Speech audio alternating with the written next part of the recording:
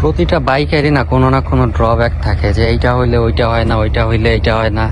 তো এই একটা মোটরসাইকেল যে এটার কোনো ড্রব্যাক এই পর্যন্ত কোনো হেটার্স এবং কোনো ড্রব্যাকস আমি পাই নাই, যে মানে ব্যাকওয়ার্ডনেস। মানে বুঝতে পারতেছেন আপনারা ঘটনাটা, যে 30-35 বছর আগে রিলিজড হওয়া গাড়ি এখনও বাজার দাপায় বেড়াচ্ছে এবং 100-150-200 সিসির গাড়ির সাথে টক্কর দিয়ে বেড়ায় অনায়াসে। এখন টক্কর বলতে খালি স্পিডের কথাই আমি বলতে চাই না, স্পিডের কথা বলেই কোনো লাভ নাই আসলে, কারণ স্পিডে চালানো আসলে আমার হিসাবে কোনো দক্ষতা না।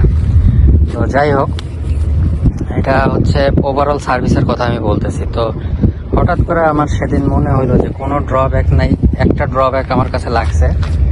আমার কাছে হঠাৎ করে মনে হলো সেটা হচ্ছে এটার যে class mechanism system, class system, সেটা HS100 যেটা CDI 100 হোন্ডার, সেটার কিন্তু আপনার ক্লাচের তার বাইরে থেকে আপনি অ্যাডজাস্ট করতে পারবেন।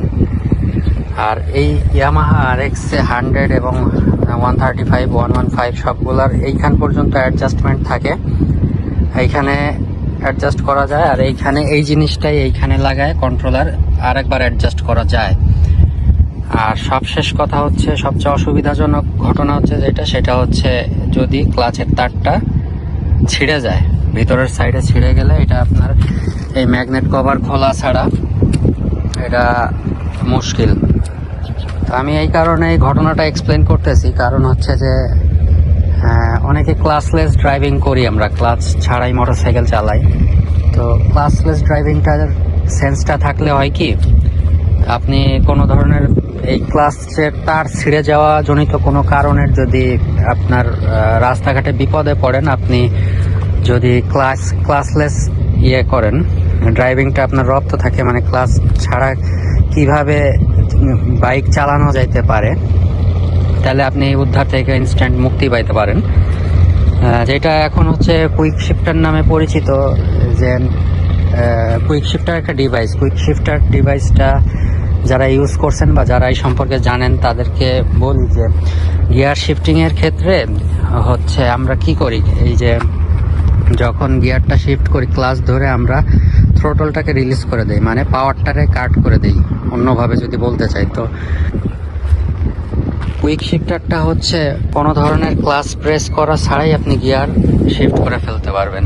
তো সেই ক্ষেত্রে হয় কি, যে ক্লাচ ধরলে যে পাওয়ার কাটটা আসে, থ্রোটল রিলিজ করলে যে পাওয়ার কাট এবং ক্লাচ ধরার কারণে যে পাওয়ার কাটটা হয়, ওইটা কুইক শিফটারের সাথে যে ডিভাইসটা থাকে, ওই ডিভাইসটা আপনার ওই পাওয়ারটারে কাট করে দিয়ে বাইকে যেই ধাক্কাটা আসার কথা সেটা আসে না। তো আমি কুইক শিফটারের কথা এই মোটরসাইকেলের সাথে কেন বলতেছি, এটা হয়তো আপনারা কেউ কেউ ধারণা করতেছেন।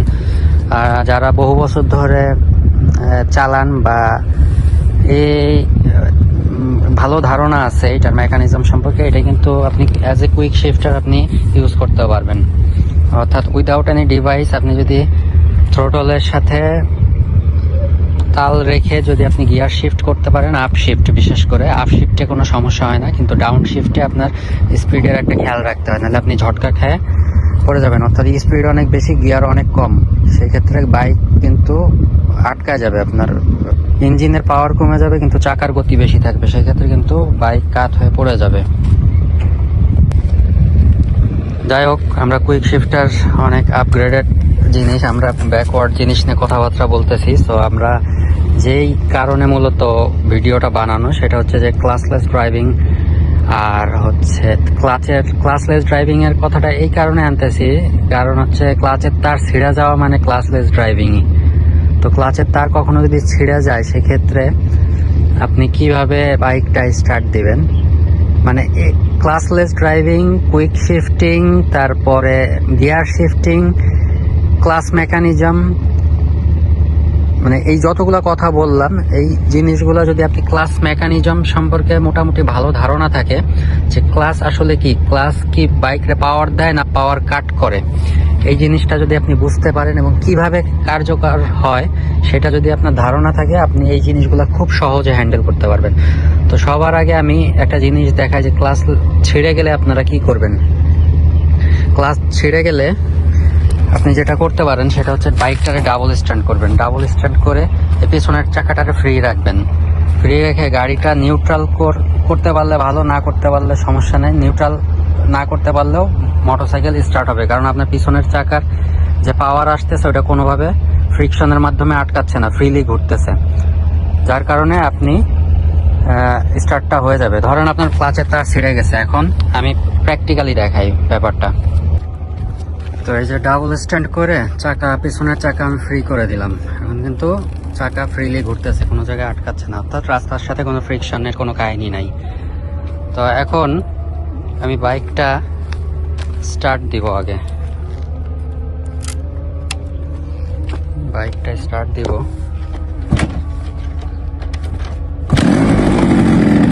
বাইকটা কিন্তু স্টার্ট করে ফেললাম। এখন যেহেতু গিয়ারে নাই, তো সেই ক্ষেত্রে কি হচ্ছে, চাকা কিন্তু ঘুরতেছে না। তো যখনই আমি গিয়ার দিতে যাব, গিয়ার দেওয়ার একটা নিয়ম হচ্ছে ক্লাচ ধরে তারপরে গিয়ার দেওয়ার, মানে রানিং অবস্থায় গাড়ি। তো আমি এখানে কি করব, আমরা কি ধরে নিছি, আমরা ধরে নিছি যে আমাদের ক্লাচের তারটা ছেঁড়া, ক্লাচটা রাস্তায় আপনার অ্যাক্সিডেন্টলি ছিঁড়ে গেছে। তো সেই ক্ষেত্রে আমি কি করব, আমি সরাসরি বাইকে গিয়ার দিয়ে দিব। দেখেন, ক্লাচ ধরা ছাড়া সরাসরি বাইকে গিয়ার দিয়ে দেওয়ার কারণে চাকা কিন্তু ঘুরতেছে।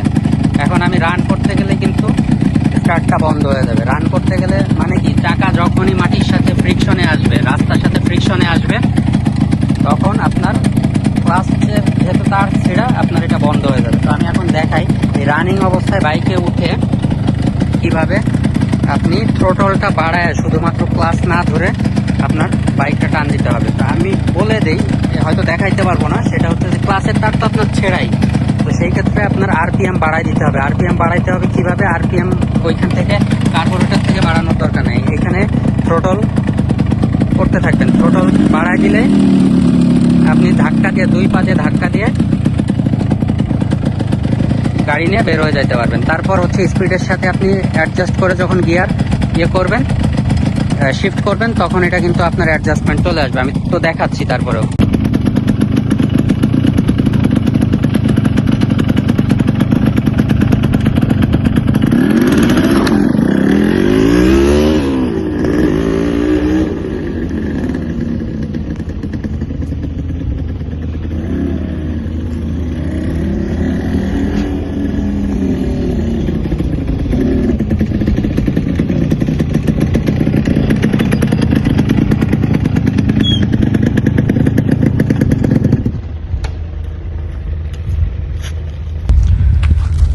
আশা করি ব্যাপারটা বুঝতে পারছেন যে কিভাবে এটা কাজ করে।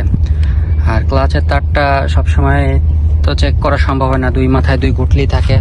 এটা হচ্ছে ভালো তার না লাগাইলে বা বিভিন্ন অ্যাক্সিডেন্টাল কারণে লং টাইম ইউজে অযত্নে এটা নষ্ট হইতেই পারে। তো অ্যাক্সিডেন্ট তো বলে কয়ে আসে না, চেকে রাখতে হবে আমাদের। আর আশা করি সলিউশনটা বুঝছেন। আরেকদিন আরেকটা ব্যাপার নিয়ে করব, ক্লাস মেকানিজম নিয়ে কথা বলবো। মূলত ওয়েট ক্লাস সিস্টেম সব বাইকেরই একইভাবে কাজ করে। তো ক্লাস সিস্টেমটা নিয়ে এই জন্য কথা বলতে চাচ্ছি যে ক্লাস সিস্টেমটা যদি আপনাদের জানা থাকে কিভাবে কি প্রক্রিয়ায় কাজ করে, তাহলে অনেক কাজ আপনি জেনারেলি করতে পারবেন। মানে বিপদে আপদে আপনি কোনো জায়গায় আটকায় থাকতে হবে না ইনশাল্লাহ। তো আশা করি ব্যাপারটা বুঝতে পারছেন।